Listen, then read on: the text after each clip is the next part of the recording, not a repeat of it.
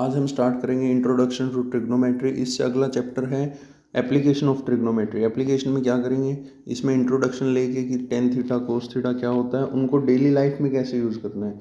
जैसे मैंने किसी को, अगर तुम्हें कुतुब मीनार पर बैठा दिया, तो कुतुब मीनार पर मैंने तुम्हें किसी को भी एक को बैठा दिया अगर, तो फिर तुम ये देखोगे कुतुब मीनार से और तुम्हारी हाइट में कितना डिफरेंस है, कि कुतुब मीनार कितना ऊंचा है, और उससे कुछ हाइट पर, उससे कुछ हॉरिजॉन्टल डिस्टेंस पर तुम्हारा कोई दोस्त खड़ा है, तो उस दोस्त तक तुम्हें कोई रस्सी फेंकनी है जिसके थ्रू एक स्लोप बन जाए, तो ये रस्सी कितने की होगी।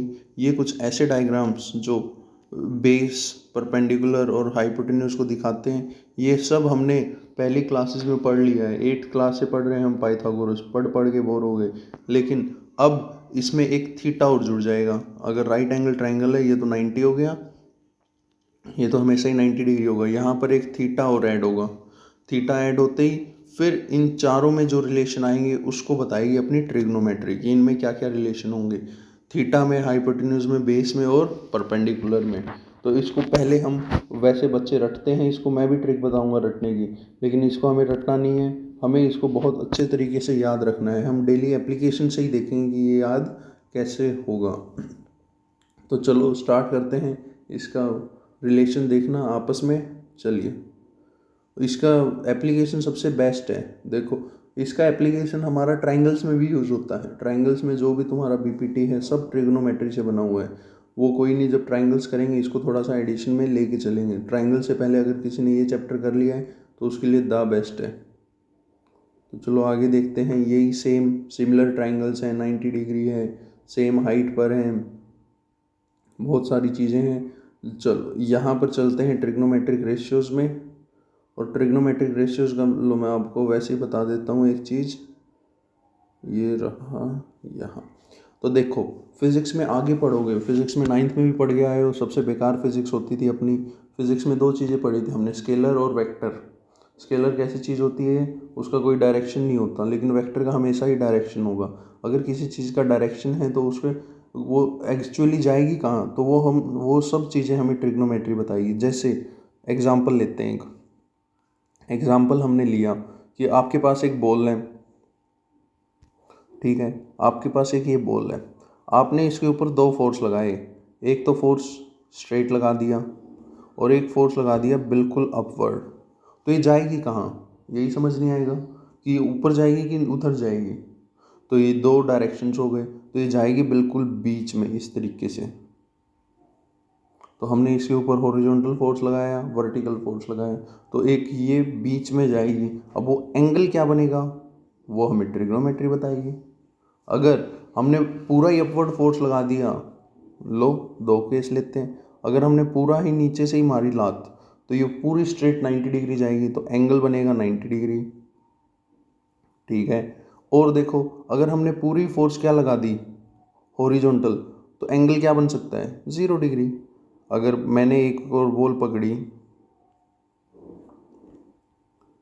लो ये लेते हैं, मैंने एक और बॉल पकड़ी, उसके ऊपर पूरे फोर्स स्ट्रेट लगाया, तो वो ऐसी जाती रहेगी जाती रहेगी। अब उसका 0 डिग्री एंगल, बेचारी ऐसी चलती रहेगी। लेकिन जब उसके ऊपर दो फोर्स लगने लग जाते हैं ना, तो एक एंगल आएगा जिस एंगल से वो जाएगी।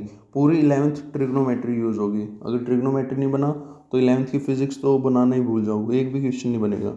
अब देखते हैं इस ट्रिग्नोमेट्री को यूज़ कैसे करते हैं, कि ये कोस थीटा, साइन थीटा, इनका रियल लाइफ एप्लीकेशंस क्या हैं।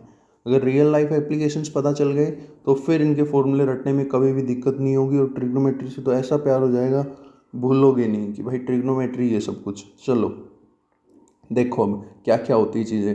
कभी ब्रिज देखा है, जो हमारे गांव में ब्रिज बनते हैं, कुछ इस तरीके के होते हैं।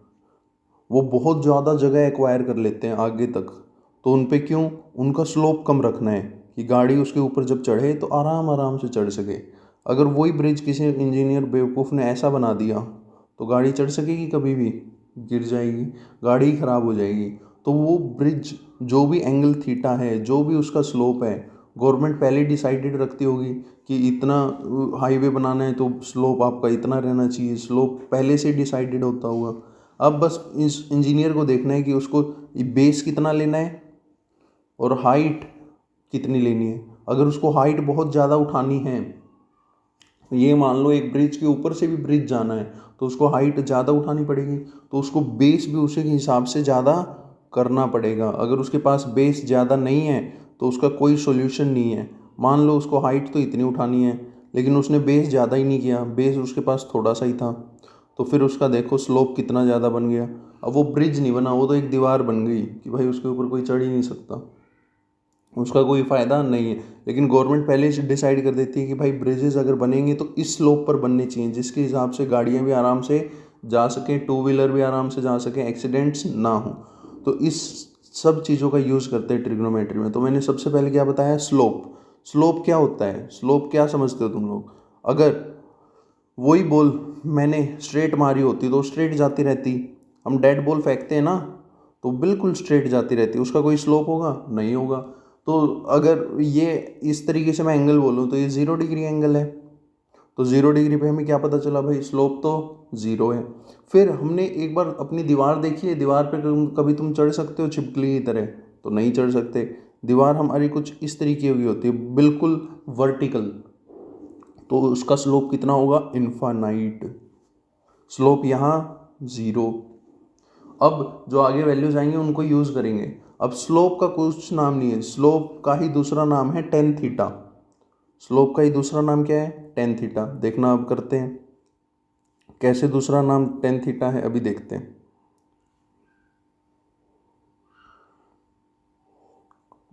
अब देखो स्लोप टेन थीटा लिख लो।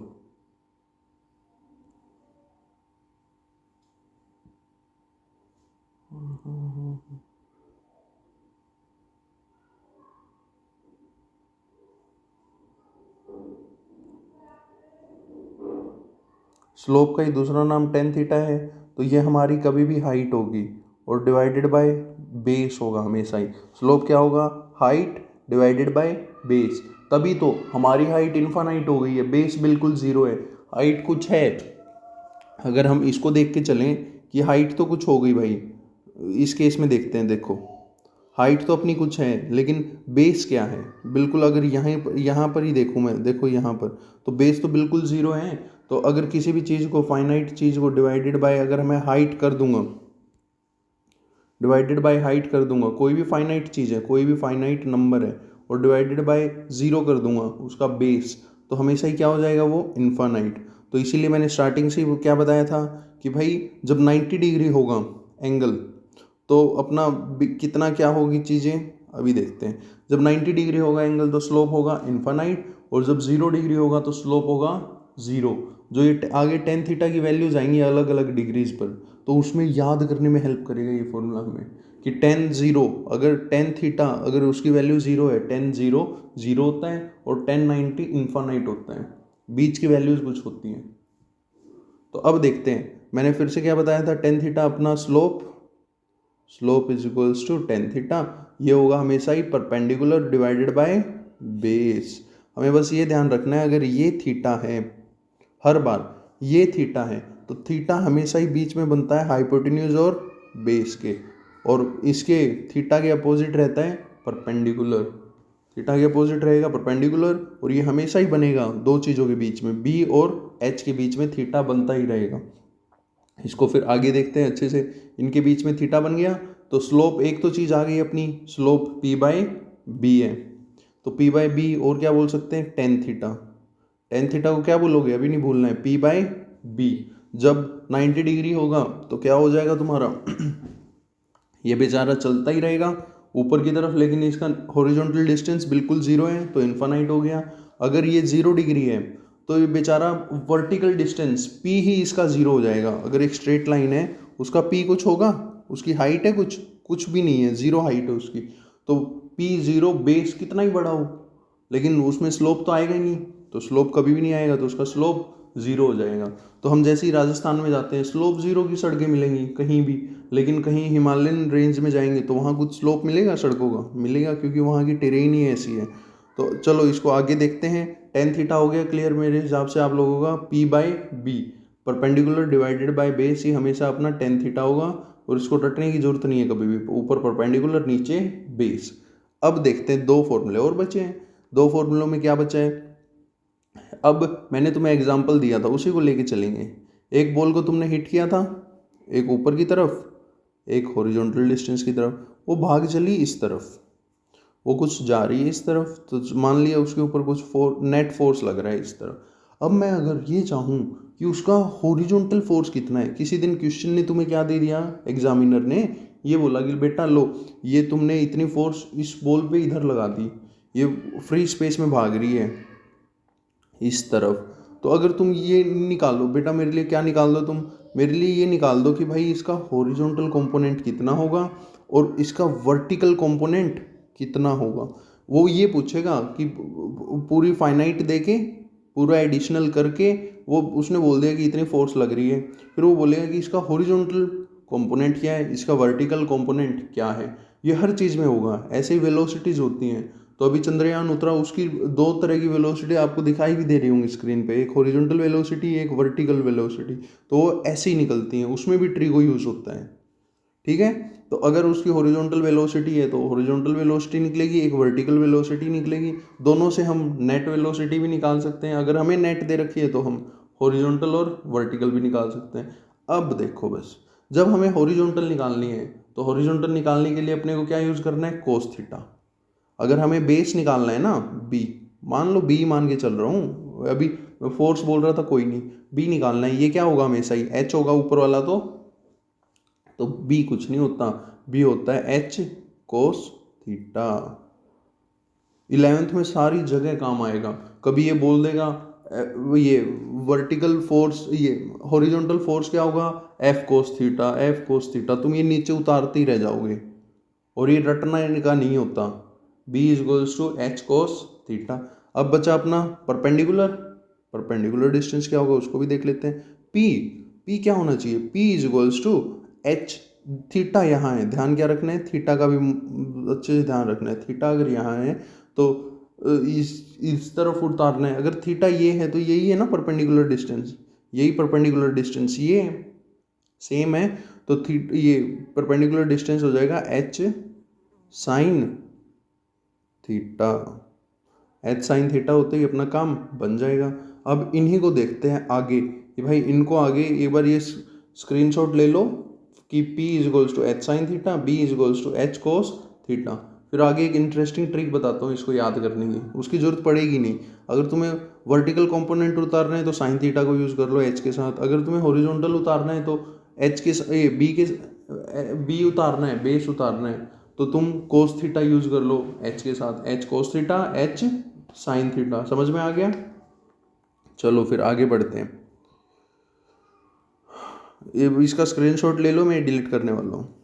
अब देखो आगे, इसकी एक ट्रिक भी होगी। ये sign theta, cos theta, tan theta, sir ये बने ही क्यों? हमारे पास पाइथागोरस थी, वो बस हमें तीन बातों का रिलेशन बताती थी, बी, पी और एच। उसका थीटा के साथ कोई रिलेशन ही नहीं था अभी तक। लेकिन अगर हमें थीटा के साथ भी रिलेशन देखना है तो इनके लिए हमें sign theta, cos theta, tan theta use करने ही करने पड़ेंगे। हर एंगल पर उनकी वैल्यूज़ अलग होगी, हमें वो भी रटने की ज़रूरत नहीं पड़ेगी, वो धीरे धीरे हम याद कर लेंगे। तो चलो आगे चलते हैं। इस चैप्टर को इस तरीके से देखना है कि अरे ये तो है ना मस्त है, अपनी डेली लाइफ में यूज़ होगा ही होगा हर बार, और इसका एप्लीकेशन तो सबसे आसान है, और ये भी बिल्कुल आसान है, कोई दिक्कत नहीं आएगी तुम लोग को। अब देखते हैं आगे।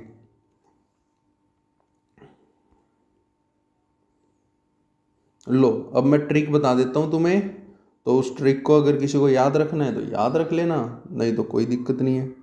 साइन थीटा, कोस थीटा और टेन थीटा होता था। तो साइन थीटा, अब इसको ऐसे याद रखना है, पंडित बद्री प्रसाद हर हर बोले, पंडित बद्री प्रसाद हर हर बोले। और ये हमने देख भी ली है पहले ही। अब ये क्या हो गया, साइन थीटा की वैल्यू आएगी हमेशा ही P by H, cos theta की आएगी B by H, tan theta की आएगी P बाय बी। आ गई ना टेन थीटा की P by B. Tan theta मैंने स्टार्टिंग में क्या बताया था, एप्लीकेशन लेके चलो। टेन थीटा क्या होगा अपना, टेन थीटा होगा हमेशा ही स्लोप, स्लोप क्या था P by B, P by B. अब इन दोनों की भी बताता हूँ। इन दोनों में मैंने क्या बताया था, इसका स्क्रीनशॉट ले लेना, अभी बताता हूँ। इन दोनों की हमने बी लिखा था ना, बी क्या लिखा था, एच कोस थीटा। अगर कोस थीटा निकालना है यारो तो इसको नीचे फेंक दो, ये क्या हो जाएगा, cos theta is equals to B by H. यही तो पीछे निकाला हुआ है। तो अब मैंने पिछली बार तो ये याद करवाया था कि भाई कोस थीटा हॉरिजॉन्टल कंपोनेंट होता है, हॉरिजॉन्टल कंपोनेंट उतारना है तो कोस थीटा यूज कर लो, कोस थीटा यूज कर लो। तो बेस ही उतार रहे थे हॉरिजॉन्टल कंपोनेंट, तो बस कुछ नहीं ध्यान रखना, cos theta is equals to base upon hypotenuse. Cos theta में क्या यूज होगा, बेस अपॉन हाइपोटेन्यूज। ऐसे ही एक साइन थीटा होगा अपना, साइन थीटा में क्या यूज होगा, परपेंडिकुलर अपॉन हाइपोटेन्यूज। क्या यूज होगा उसमें, परपेंडिकुलर अपॉन हाइपोटेन्यूज। अभी बताता हूँ, रुको। साइन थीटा में क्या यूज होना चाहिए, sine theta is equals to perpendicular by hypotenuse. पीछे पढ़ा था ना, P is equals to H sine theta, ये उसी से आया है, बस H को हमने कहा नीचे उतार दिया है। P by H, sine theta is equals to P by H, तो इसी से ये आया है। अब साइन थीटा कुछ नहीं होता, वो होता है वर्टिकल कंपोनेंट। अगर तुम्हें वर्टिकल कंपोनेंट निकालना है तो तुम साइन थीटा को यूज कर दो directly, sine P is equals to H sine theta. अगर तुम्हें साइन थीटा निकालना है तो तुम किसको यूज कर लो, P बाय एच। तो अभी ये याद हो जानी चाहिए चीज़ें। कोस थीटा क्या होता है, B by H, sine theta क्या होता है, P बाय एच। और फिर आगे देखो, एक स्लोप था अपना टेन थीटा बेचारा, टेन थीटा तो बच्चे को याद हो जाएगा, height divided by base, perpendicular by base.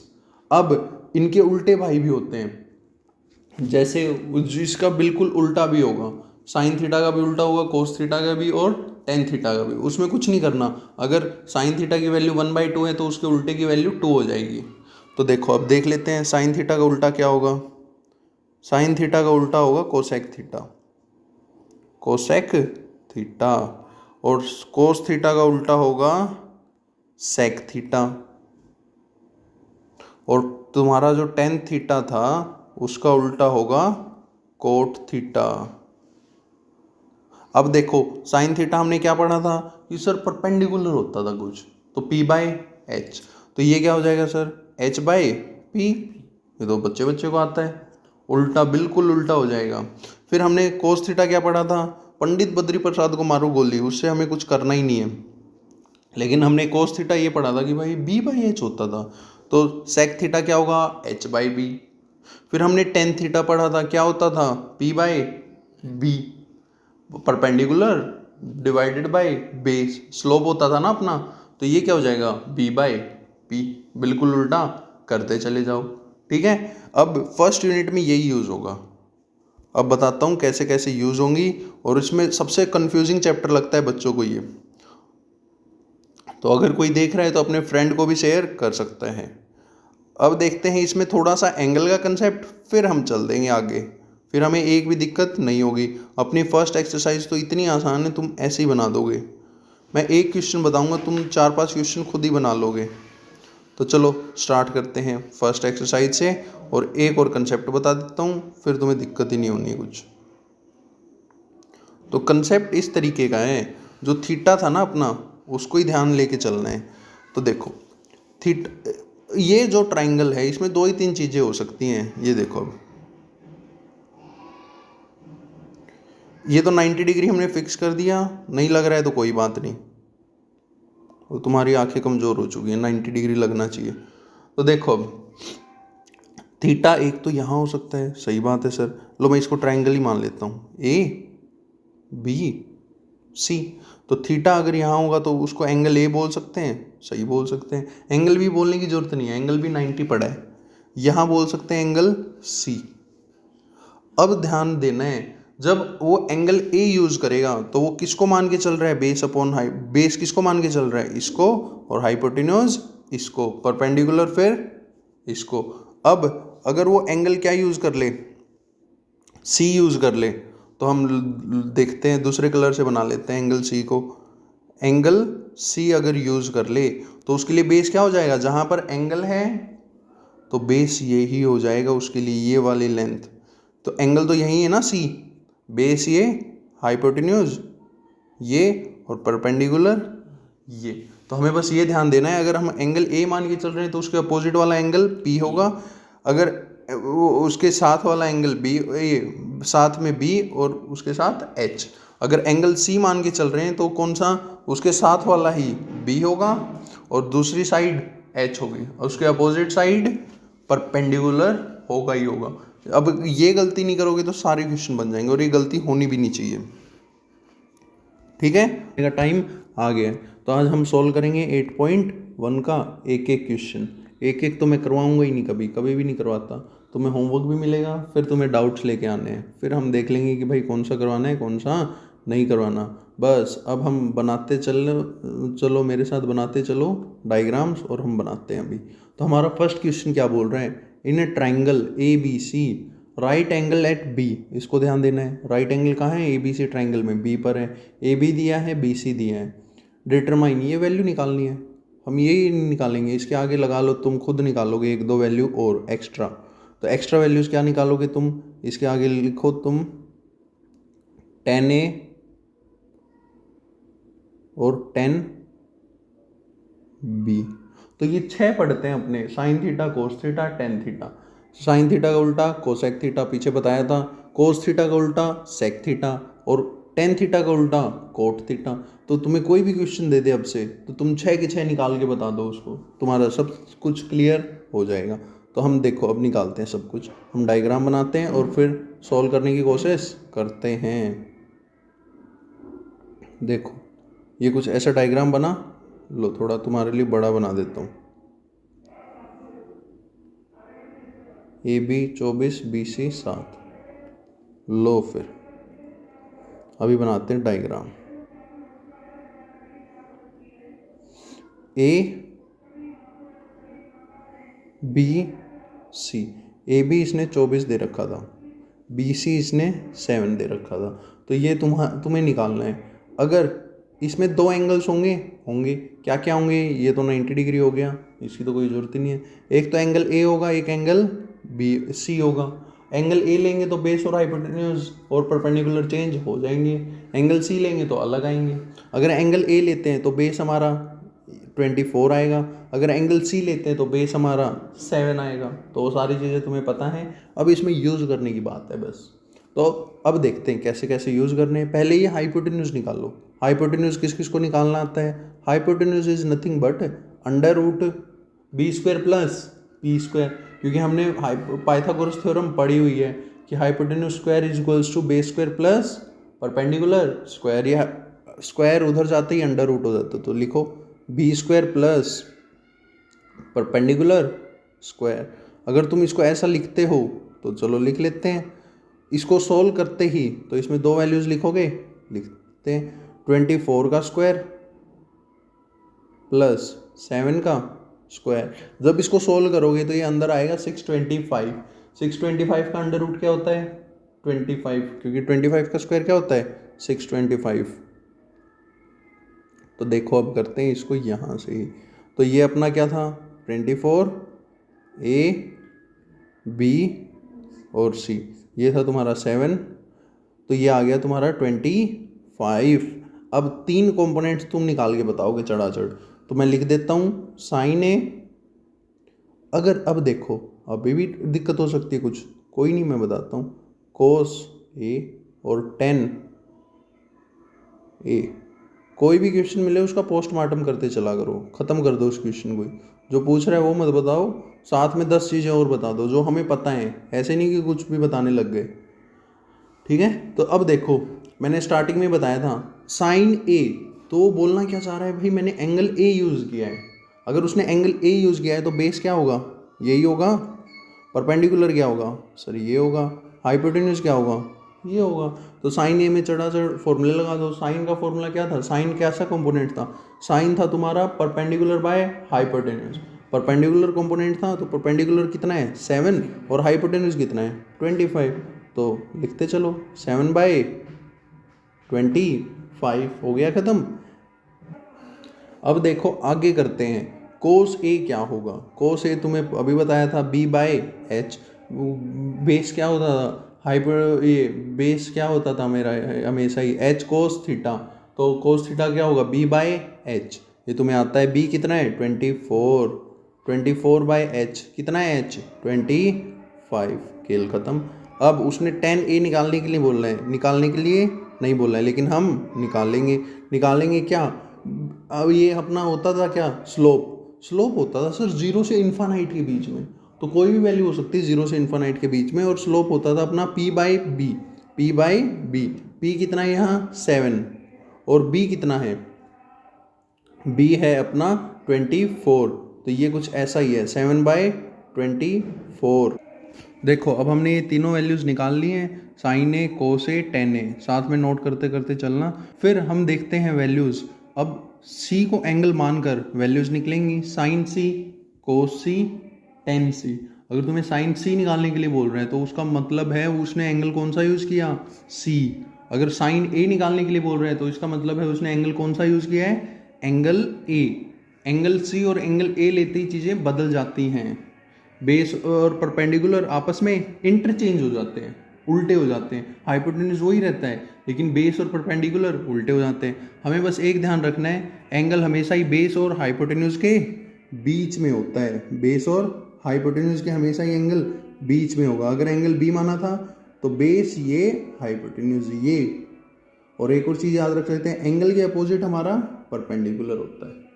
अब एंगल सी मान के हम सारी कैलकुलेशन करते हैं। चलो अब हम निकालेंगे साइन सी कोस सी और टेन सी, छः की छः वैल्यूज हमने निकाल दी।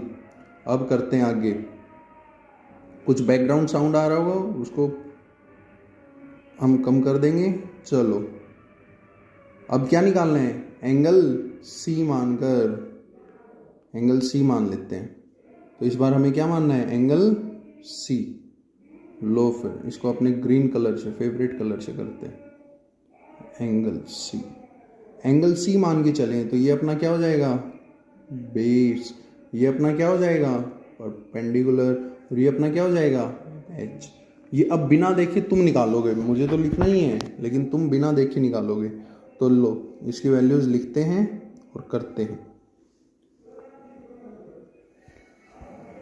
देखो फिर साइन सी कोस सी टेन सी, तो अब निकालते चलो जल्दी जल्दी। साइन सी क्या आना चाहिए परपेंडिकुलर बाय हाइपोटेन्यूज। मैं अब ये लिखूंगा नहीं बार बार, साइन हमेशा ही किसका कंपोनेंट परपेंडिकुलर का, तो हमेशा ही क्या होगा p बाय एच लिख दो। p बाय एच, p का कितना है 24/25, तो दो डायग्राम बना दिया करो अपने आप से ही 24/25। फिर कोस सी हमेशा ही बेस का कंपोनेंट, बेस बाय हाइपोटेन्यूज, तो बेस कितना है 7, तो 7/25। सबसे बेकार चैप्टर लगता है लेकिन सबसे आसान चैप्टर यही है। फिर टेन सी हमने कैसे पढ़ा था, हमेशा ही होगा स्लोप, आगे बहुत यूज होगा ये टेन सी मैथ्स में फिजिक्स में। तो टेन सी हमेशा ही p बाय बी, p अपना क्या हो चुका है अब 24/27। देखो अब स्लोप बढ़ चुका है, ऊपर बड़ी वैल्यू नीचे छोटी वैल्यू, पिछले में था 7/24 तो अलग ही होगा, तो वहाँ स्लोप कम था, ये तो हमेशा ही होना है ऐसा ही। तो चलें अब आगे चलते हैं। अब लो फिर इसको डिलीट करते हैं और नेक्स्ट क्वेश्चन देखते हैं। नेक्स्ट क्वेश्चन मैं तुम लोग को होमवर्क ही दूंगा, एक बार देख लेते हैं क्या क्वेश्चन है क्या नहीं है। अरे वाह, इसने फिगर दी। अब 10 का उल्टा क्या होता था कोट, तो तुम्हें ये फिगर दे रखी है, क्यू पी आर सब दे रखा है, ये बेस नहीं दे रखा बेचारे ने। अब ये बेस किसी के लिए कभी बेस होगा कभी परपेंडिकुलर, तो हम इसको बेस बना के क्यों चलें कि नीचे पड़ा है इसलिए बेस, ऐसा कुछ नहीं होता।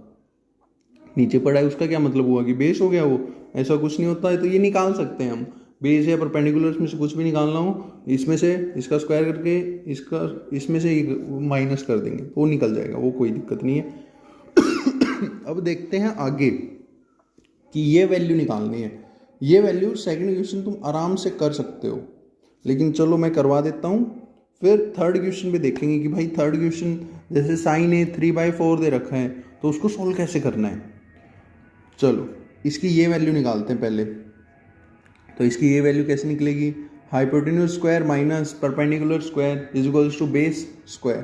तो बेस अपना आ जाएगा इस तरीके से, हाइपोटेन्यूज कितना 13 का स्क्वायर कितना 169 माइनस 12 का स्क्वायर कितना 144, बचेगा कितना 25 का अंडर रूट 5। यार थोड़ी जगह की कमी है इसलिए मैं ऐसे लिख रहा हूँ, कोई नहीं। तो ये अपना क्या बच गया 5। हम इस फिगर को यूज़ करेंगे अब। चलो फिर सब चीज़ें आ गई अपनी, ये सही है। तो ये अपना आ चुका है कितना 5, ये आ गया 5। अब दो एंगल होंगे, एक P और एक एंगल R, एंगल P और एंगल R। तो ये पहले क्या बोल रहे हैं 10P निकाल लो, फिर कोट R निकाल लो, उनको सब्सट्रैक्ट कर दो तो क्या आएगा, देखें 0 आता है, क्या आता है, क्या वैल्यू आएगी। तो हम पहले निकालते हैं 10P। अगर P मान के चलते हैं तो बेस अपना ये एंगल P मान के चल रहे हैं, तो बेस ये परपेंडिकुलर ये, तो 10 होता ही क्या था हमें तो 10P हो जाएगा हमारा perpendicular divided by base, perpendicular divided by base 5 divided by 12 क्या होगा 5 डिवाइड बाय 12 माइनस। अब ले लेते हैं एंगल R को, एंगल R लेते ही हम इसको इरेज करते हैं, फिर देखते हैं।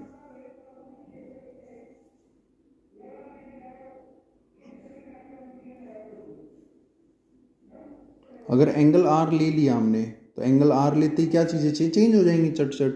तो बेस अपना इस बार क्या हो जाएगा, बेस अपना हो जाएगा ये वाला और परपेंडिकुलर ये वाला। एंगल R लिया, ये पूछ रहा है कोट, 10 का उल्टा कोट, 10 का उल्टा भाई कौन कोट। तो कोट क्या होगा B by P, B by P। तो B कितना है 5 डिवाइड बाई 12। अरे वाह कितनी अच्छी वैल्यू आ गई 5/12। आंसर क्या हो जाएगा, बड़ा सा गोल 0 ही होना है। तो इसमें कोट यूज किया था तो कोट क्या होगा B/P। इसमें बेस क्या था 5 लिख रखा था, फिर परपेंडिकुलर कितना था 12, तो उल्टा गया।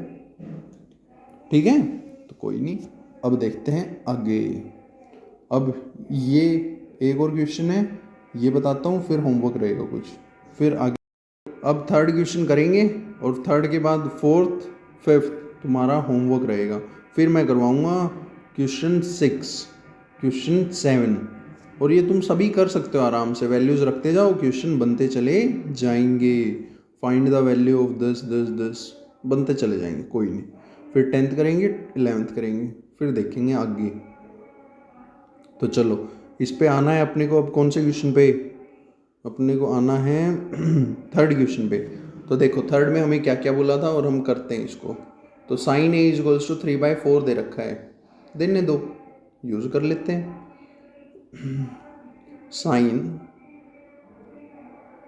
A equals to 3/4 is nothing but ये होगा हमेशा ही हमारा परपेंडिकुलर बाय हाइपोटेन्यूज। तो बना देते हैं एक ट्राइंगल ऐसा जिसमें एंगल A हो, एंगल A के अपोजिट क्या होगा परपेंडिकुलर, परपेंडिकुलर कितना 3, हाइपोटेन्यूज कितना 4। तो ठीक है ये A ये B ये C। एंगल कुछ भी, ट्राइंगल कुछ भी बना सकते हो, तुम्हारी मर्जी। तुम्हें मन कर रहा है A मान के M और N मान लूँ, वो कुछ नहीं है, वो दिक्कत नहीं, मत मानो कभी भी। ABC अच्छा लगता है इसलिए मान लिया ABC। अब ये दोनों दिए, ये नहीं दिया नीचे वाला, मीन्स इसका बेस नहीं दिया इसने। एंगल A मान के चल रहे हैं तो बेस क्या है AB, बेस क्या है ये। तो AB निकालना है तो AB कैसे निकालेंगे सर, 4 के स्क्वायर में से 3 का स्क्वायर माइनस करेंगे और फिर उसका अंडर रूट कर देंगे। ये किस किस को लग रहा है, ऐसे ही करना है। चलो फिर 4 का स्क्वायर 16 माइनस 3 का स्क्वायर 9, तो बचा कितना √7। तो ये √7 हो जाएगा। अब तुम कोई भी हर एक वैल्यू निकाल सकते हो, हर एक वैल्यू। लो ये √7 आ गया। अब निकालते हैं इसकी सारी की सारी वैल्यू। साइन ए था, कोस ए निकाल लो, टेन ए निकाल लो। और क्या निकालना है तुम्हें? एंगल सी मान के निकालने हैं, तो तुम्हारा होमवर्क रहेगा, वो तुम्हें करना है। तो पहले निकालते हैं, चलो। कोस सी,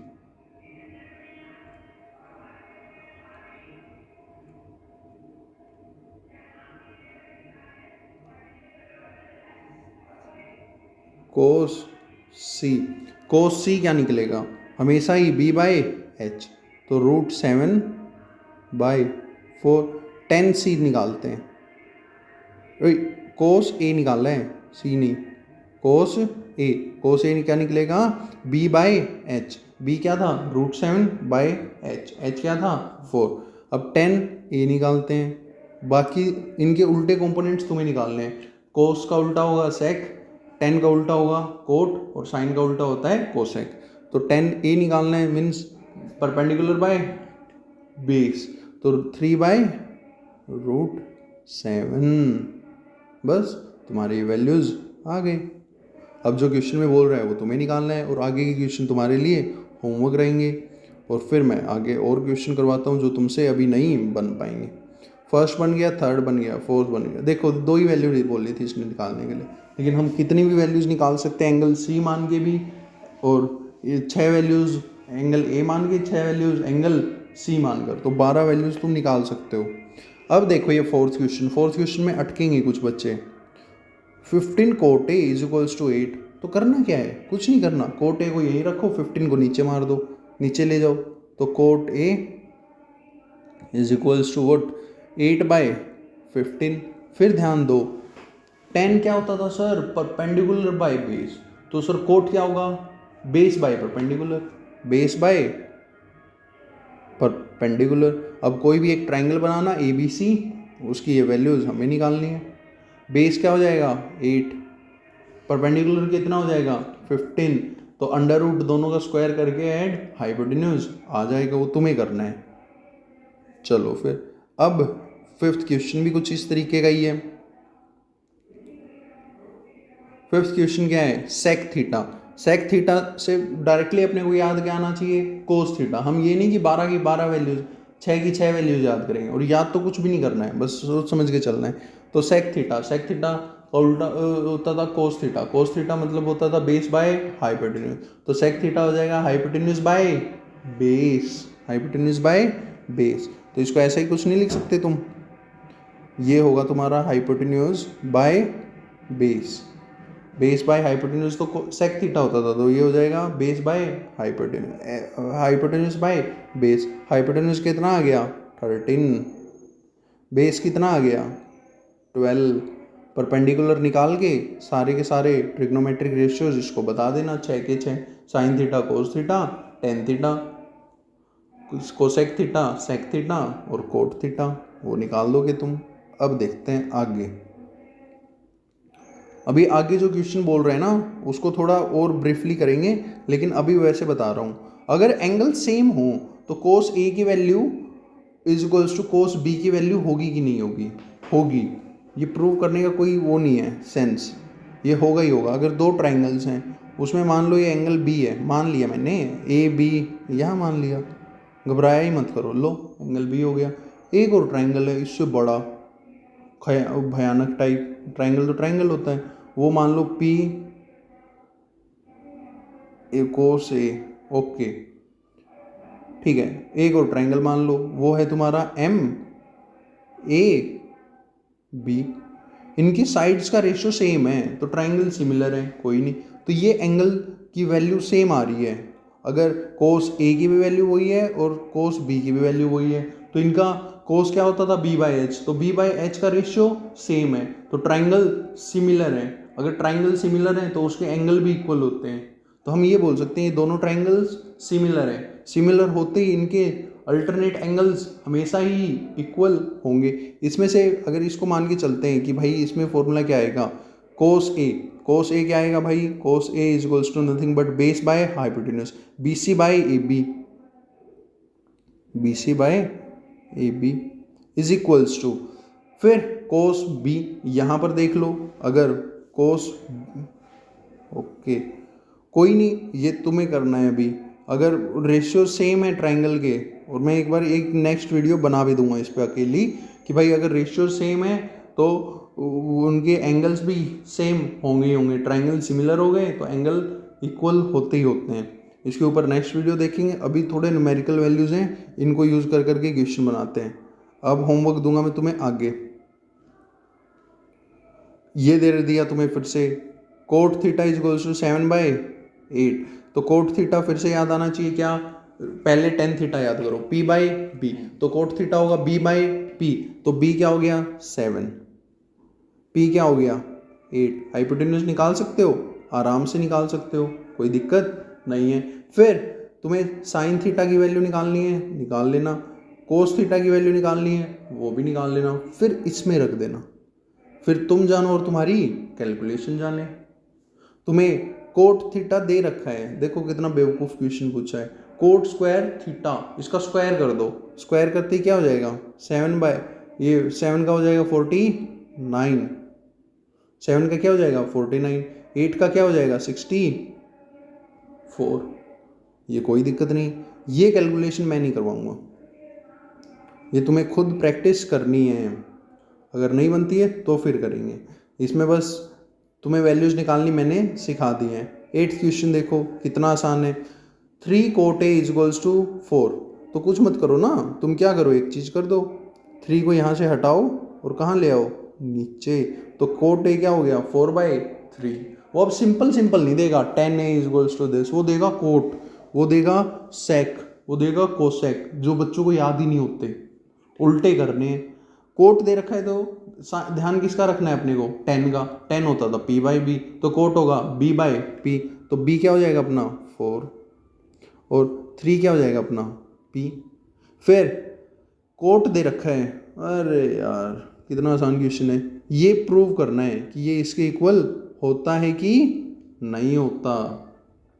ये प्रूव हो भी जाएगा तुमसे, कोई नहीं। तो कोट दे रखा है तो फट से क्या निकाल लो 10, 10 क्या होगा 3/4, 3/4 का स्क्वायर इधर रखो, 3/4 का स्क्वायर इधर रखो, रखते ही कोई वैल्यू आएगी। फिर तुम्हें कोट दे रखा है, सब b/p सब दे रखा है। कोस ए निकाल लो, साइन ए निकाल लो, एंगल ए ही है, ये मत घबराना कि यहाँ एंगल ए यूज़ किया, यहाँ एंगल सी यूज़ किया। मुझे क्वेश्चन बनाना होता तो मैं एंगल सी यूज़ करता मज़े लेने के लिए, इसकी वैल्यू उल्टी दे देता। बच्चे सारे वैल्यू किसके हिसाब से डालते रहते, ए के हिसाब से, लेकिन हमें डालनी किसकी थी सी के हिसाब से, सारी वैल्यूज़ गलत हो जाती।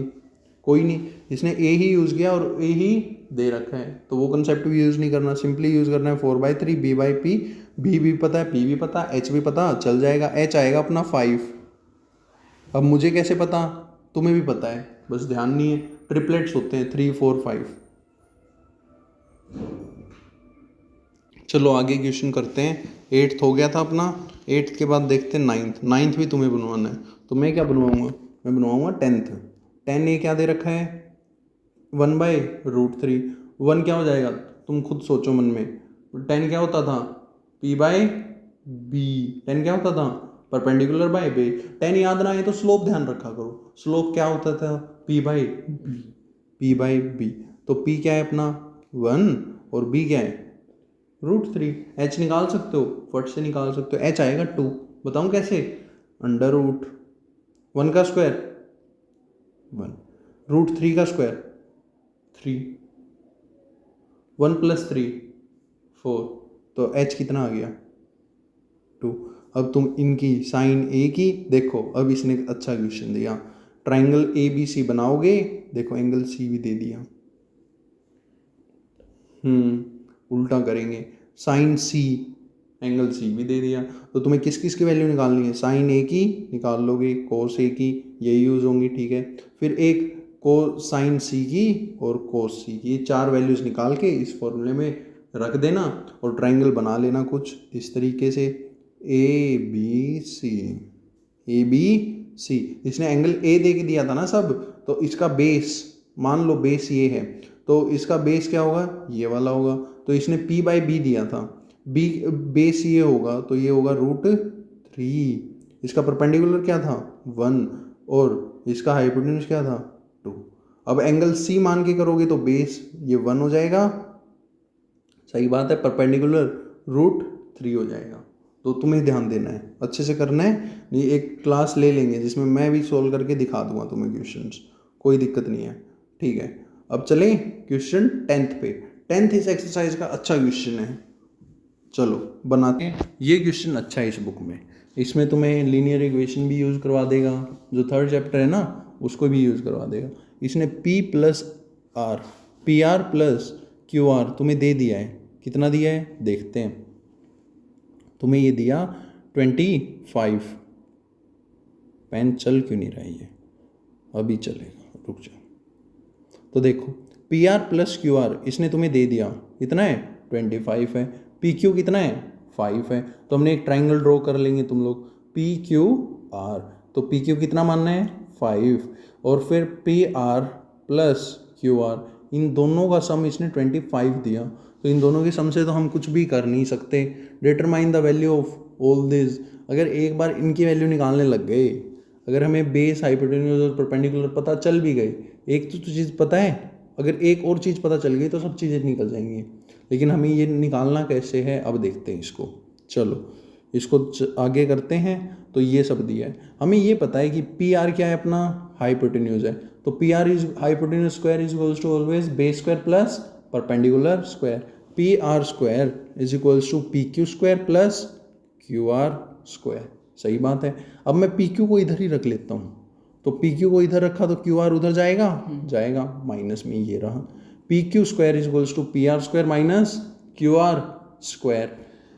तो PQ दे रखा है तुम्हें 5 का square is equals to PR square minus QR square. एक फॉर्मूला तुम्हें पता है, A square minus B square, जो मैं ऑफलाइन करवाता हूँ उन बच्चों को पता होगा। A square minus B square, A plus B into A minus B, उसको भी यूज़ करना है। तो इम्पोर्टेंट क्वेश्चन यही है इसमें से, अगर किसी को 5 मार्क्स में देना है, 3 मार्क्स में देना है, तो यही आएगा पक्का। तो देखते हैं अब आगे। तो फिर 5 square is equals to PR square plus QR, PR plus QR, PR minus QR, ये रहा। अब देखो PR प्लस QR पता था तुम्हें, PR प्लस QR पता था, सर 25 था। फिर PR माइनस QR आ जाएगा, PR माइनस QR क्या है अपने पास 1, PR माइनस QR क्या आ गया अपने पास 1 आ गया, ये रहा। और फिर हमें एक और चीज़ पता थी कि PR प्लस QR 25 है। अब जो मेरे से स्टूडेंट पढ़ते हैं वो फट से इस क्वेश्चन को आगे कर देंगे। आगे करने को कुछ नहीं करना, दोनों इक्वेशंस को जोड़ दो, एलिमिनेशन मेथड। तो इन दोनों को जैसे ही जोड़ेंगे QR कट, तो ये क्या हो जाएगा 2PR is equals to 26, 2PR is equals to 26। तो PR is equals to 13। PR कितना आ गया तुम्हारे पास 13, तो ये फट से निकाल लोगे कितना आएगा 13 का स्क्वायर माइनस 5 का स्क्वायर 30। अब ये आना चाहिए 12। अब इसको देखते हैं ये कितना आएगा, इसको सॉल्व करो तब तक। अब आगे करते हैं क्वेश्चन। तो QR कितना आ जाएगा 12। QR 12 कैसे आया, एक तो इक्वेशन में से भी कर सकते हो और बाकी और तरीके से भी कर सकते हो। 1 मिनट, चलो अभी कंटिन्यू करते हैं, इंटरप्शन के लिए सॉरी। तो अब देखो ये 12 कैसे निकाल सकते हैं हम यहाँ तक पहुँच गए थे। तो 12 हम इक्वेशन में रख के भी निकाल सकते हैं और पाइथागोरस में भी रख के निकाल सकते हैं, वो कोई दिक्कत है ही नहीं। अब देखते हैं आगे क्या करना है। अब आगे क्या करना है, सारी वैल्यूज़ आ गई, सारी वैल्यूज़ अब तुम निकाल देना चढ़ाचढ़। तो ये 12 आ गया, QR कितना आ गया 12, तो ये कितना आ गया 13। अब सारी वैल्यूज़ फटाफट निकल जाएंगी, साइन है, कोस है, टेन है, वो अब तुम्हें निकालना है। तो इस क्वेश्चन में इंपॉर्टेंट क्या था कि भाई ये यूज़ करना था, A square minus B square. ये यूज़ करने के बाद PR माइनस QR की रिलेशन आ गई, 1 आया। फिर एलिमिनेशन यूज़ करना था, एलिमिनेशन से हमने काट दिया। फिर उसकी वजह से हमारे पास PR की वैल्यू एग्जैक्ट आ गई, PR की वैल्यू आई अपने पास 13। तो पाइथागोरस से हमने इसकी 12 निकाल ली।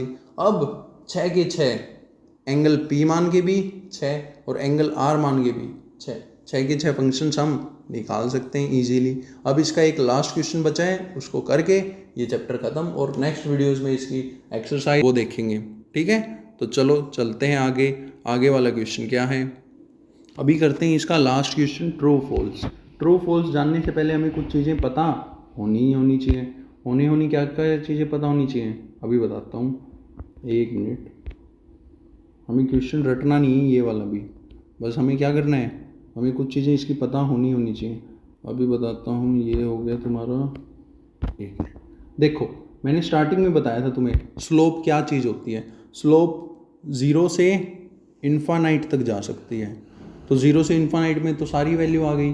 तो 10a भी 0 से इन्फानाइट तक जा सकता है। 10a का उल्टा होता था cos a, तो cos a जाएगा इन्फानाइट से 0 की तरफ, ये जाएंगी। फिर ये बचे थे अब साइन कोस और उनके उल्टी वैल्यूज।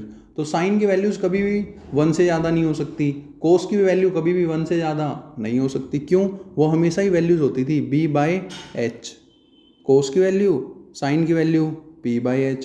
तो बेस हमेशा ही छोटा होता है हाइपोटेन्यूज से, और परपेंडिकुलर भी छोटा होता है, तो इसकी वैल्यू नेगेटिव तो हो सकती है, -1 से लेके और +1 के बीच में 0 भी हो सकती है। तो कोस और साइन की वैल्यू की ये रेंज है कि भाई 0 भी हो सकती है, 1 से नीचे होंगी, 1 के इक्वल नहीं हो सकती कभी भी, वो कभी राइट एंगल ट्राइंगल्स बनेगा ही नहीं बनेगा। तो ट्रिग्नोमेट्री हमेशा ही राइट एंगल ट्राइंगल्स के लिए है। तो हमने एक बात सोची कि भाई 10 कहाँ से कहाँ जा सकता है, 0 से इन्फानाइट तक, ठीक है भाई। और तुम्हारा साइन कहाँ से कहाँ जा सकता है, 0 से <<1। 0 ये ऐसे लिख लेते हैं इसको, एक मिनट।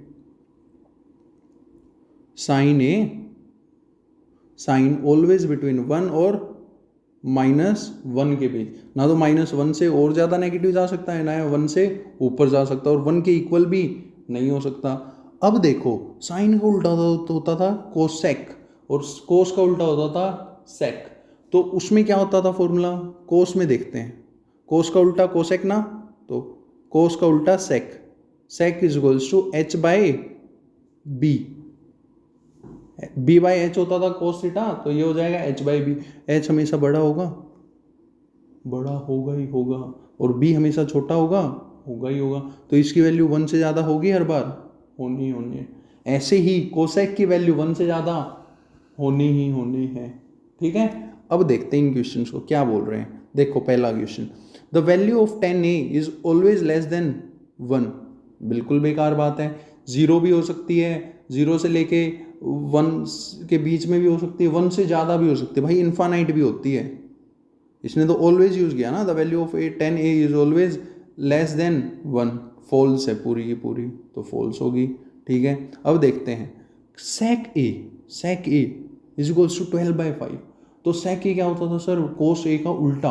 कोस ए क्या होता था सर, बेस बाय हाइपोटेन्यूज। तो सेक ए क्या होगा, हाइपोटेन्यूज बाय बेस। हाइपोटेन्यूज हमेशा ही बड़ा होगा, बेस हमेशा ही छोटा हुआ, तो 12/5 दे रखा है, वेरी गुड, तो ये हो सकता है, तो ये ट्रू होगा। अब आगे देखते हैं, cos A is abbreviation for cosecant of A.